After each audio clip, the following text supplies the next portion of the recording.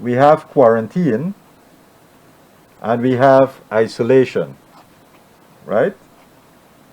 Quarantine is somebody who would have been exposed, and we want to observe them to see whether or not they develop any signs or symptoms of the disease, right?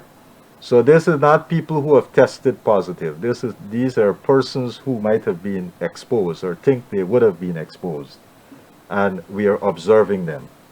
So for example, someone who have come back from a repatriation flight, our requirement is that they must have a negative PCR test before they even come on the flight. And then after they have been processed at the airport, they are required to stay in home quarantine for 7 days, right?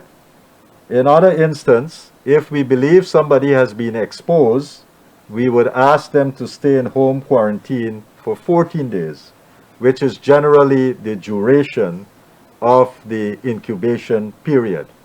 Now, most people, if they have been exposed on the 5th day, they would manifest signs and symptoms. But again, we know for a lot of people who might be asymptomatic, we don't see any of those signs or symptoms. So that's quarantine. That's where we suspect somebody might have been exposed. Isolation is a different thing. Isolation means that the person would have gone for a test and gotten a positive test. And if you get a positive test, then you are required to isolate so that you do not transmit this virus to somebody else.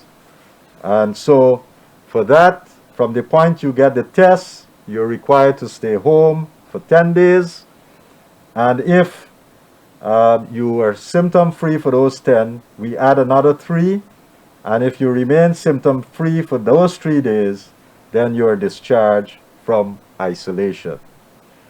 If, for example, you are home and you had some mild symptoms like fever, headache, or whatever it is, and on the 12th day you're still having those, but then on the 13th day you're symptom-free, then we count the symptom-free, the 3 symptom-free days from that point, right? So home isolation can vary, but the minimum period would be 10 plus 3, the last 3 being symptom-free.